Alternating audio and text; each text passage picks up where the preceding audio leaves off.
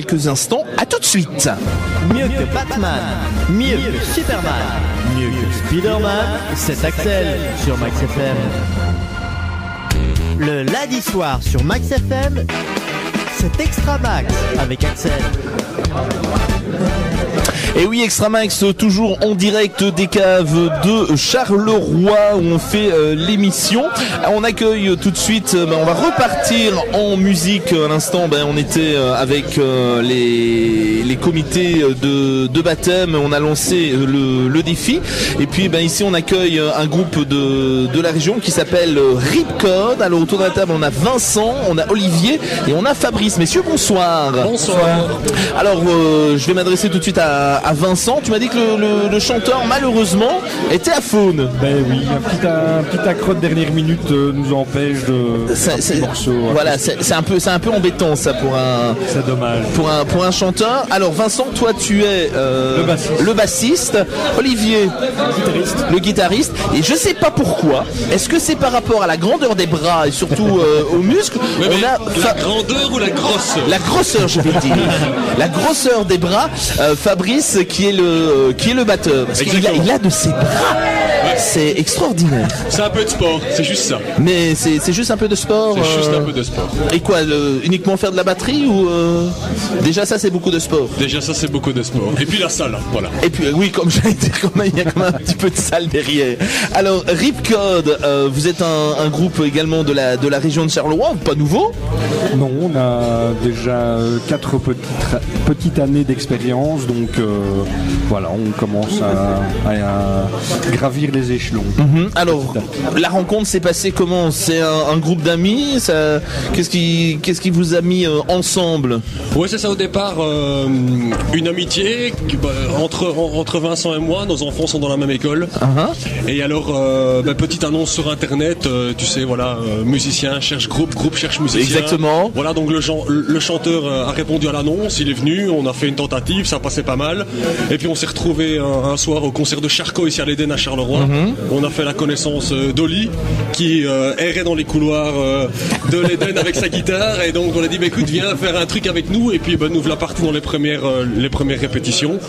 Et voilà, un peu plus de 4 ans maintenant que le groupe existe. Voilà. Et presque 80 concerts. Voilà. Et voilà, et puis après comme beaucoup de groupes, et on a pu en discuter avec d'autres groupes tout à l'heure, on se rend compte, on voit que ça fonctionne bien, que l'osmose, c'est ça, l'osmose est totalement là. Et puis on sort, comme beaucoup en rêve, le premier single, dans votre cas c'est le premier, en 2011, single. C'est ça on a sorti 2 démos en 2009 et là ici c'est vraiment notre premier EP officiel, je dirais. C'est le premier bébé. Le premier bébé bien enregistré, c'est ça, avec une belle pochette. C'est souvent le plus important quand moi je fais les interviews avec les artistes. Le premier c'est toujours quelque chose. Oui, on a soigné, on a tout soigné vraiment aux petits oignons et bon, on espère pouvoir avoir des critiques, qu'elles soient positives ou négatives, mais avoir des critiques et d'avoir l'attention d'un public. Voilà. Alors je posais la question tout à l'heure, si on devait vous définir, définir le groupe Ripcode, vous êtes, c'est quoi? Dans le style musical. Ouais. Alors, on dit toujours rock alternatif, ça veut tout dire, ça veut rien dire, ça te compte fait. Donc, en tout cas, on fait pas du rockabilly, ça c'est sûr. Donc voilà, on fait du rock alternatif, c'est ça, avec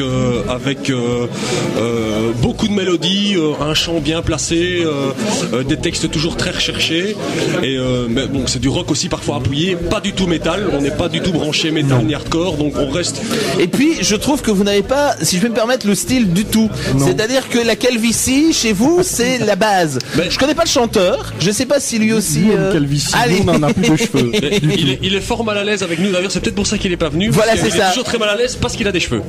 C'est effectivement pour ça, mais c'est vrai qu'au niveau hardcore, pour faire balancer les cheveux, c'est un problème. Non, ça marche pas. Ça qu'on n'a pas. Donc effectivement, votre origine musicale, vous allez chercher, c'est quoi? C'est quel style de musique vous écoutez pendant la journée, où vous allez chercher l'inspiration? Moi, c'est plutôt de Interpol, Radiohead, Editors.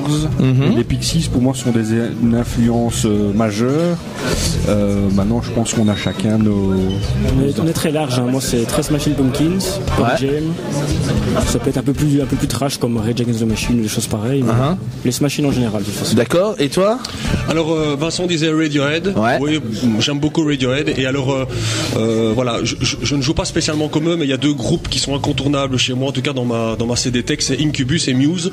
Et donc, voilà, j'écoute beaucoup ces groupes-là parce que c'est vraiment une créativité hors norme.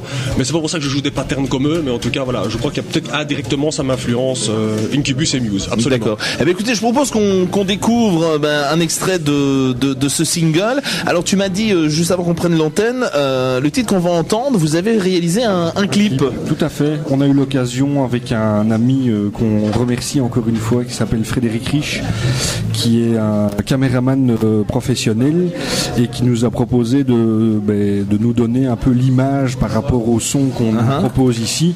Et donc c'est un clip qui est disponible et on peut voir sur YouTube facilement. Donc Ripcode, The Way You Walk, c'est le nom du morceau. Eh ben voilà, je vous propose qu'on écoute un extrait de ce titre tout de suite.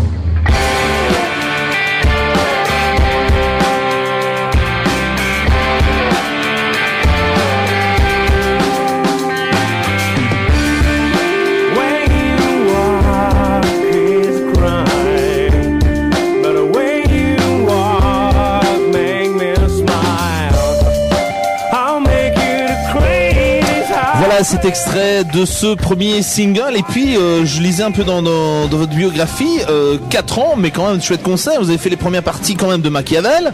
Ouais. C'est pas n'importe qui. Non. Également des gaufres.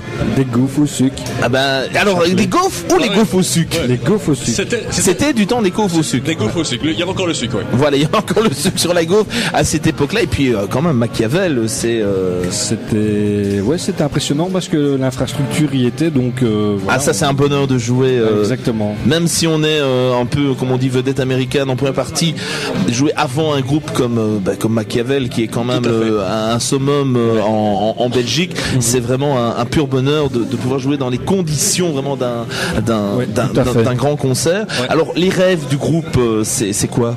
Les rêves du groupe, c'est d'accéder à des festivals de plus importants. Juste petite parenthèse, on vient de gagner le concours un tremplin du Woody Woodstock Festival qui se situe à Nivelles, qui en est quand même à sa 6e édition. Donc on a eu le prix du public et donc on participe à ce festival le 28 avril prochain et avec le Jeune Rock qui se trouve dans la région aussi le 17 novembre. Et bon, ça ce sont des festivals d'importance relativement qui commencent à avoir leur importance, donc on espère accéder à des festivals un petit peu plus tard et pourquoi pas pouvoir jouer avec des grands noms en Belgique. Alors est-ce que justement c'est difficile de se faire une place dans tous ces festivals en Belgique? Il y en a quand même assez bien en Belgique, dans le nord de la France. Est-ce que c'est difficile quand on commence, bon pour vous ça fait déjà 4 ans, de se glisser parmi tous ces groupes? Mais on en revient toujours au même débat, c'est que la musique c'est quand même aussi beaucoup une histoire de copinage. Donc voilà, nous Ripcode, on a un groupe autoproduit, donc on a la chance d'avoir tous une situation professionnelle, donc voilà, on arrive à faire face aux dépenses liées à la musique.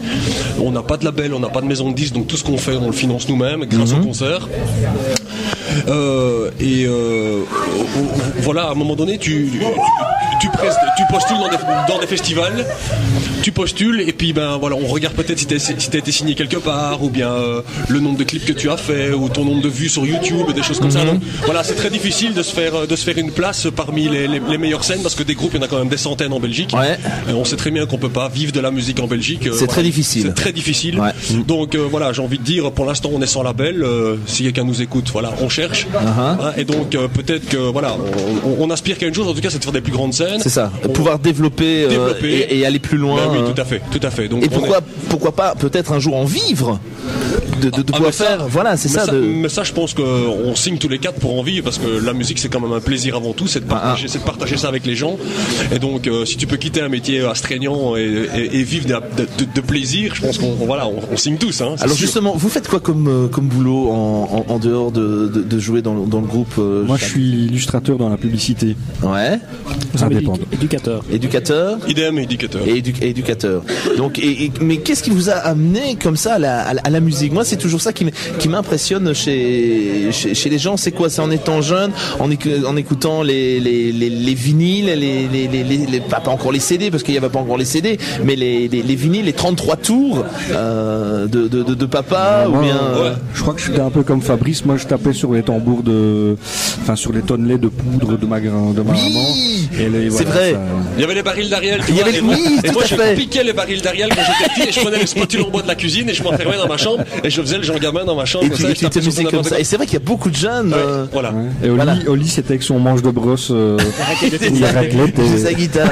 Voilà. Mais c'est vrai, les tonneaux de poudre, malheureusement, ça n'existe plus. Non, ça n'existe plus. C'est fini. Tu peux taper sur les bidons, mais l'effet n'est pas le même. C'est pas la même chose. Eh ben, écoutez, un grand merci en tout cas d'être passé. Et puis dès que vous sortez l'album, parce que je présume que il y a un single qui est sorti 4 titres, mais il y a l'envie derrière de faire un album. N'hésitez pas, vous revenez. Je voulais dire par rapport à la publicité du groupe. Donc on a parlé du clip sur YouTube. Ouais. L'année passée, on a eu la chance de gagner un casting. On a tourné une publicité pour le distributeur internet Vous, une pub qui est passée sur toutes les chaînes de TV. Et donc voilà, si certains veulent aller voir Ripcode dans l'image de la pub Vous, donc c'est une pub comique qu'on a tournée pour le distributeur internet, où Vous a acheté les droits d'un de nos morceaux. Donc on joue un morceau en live pendant la pub.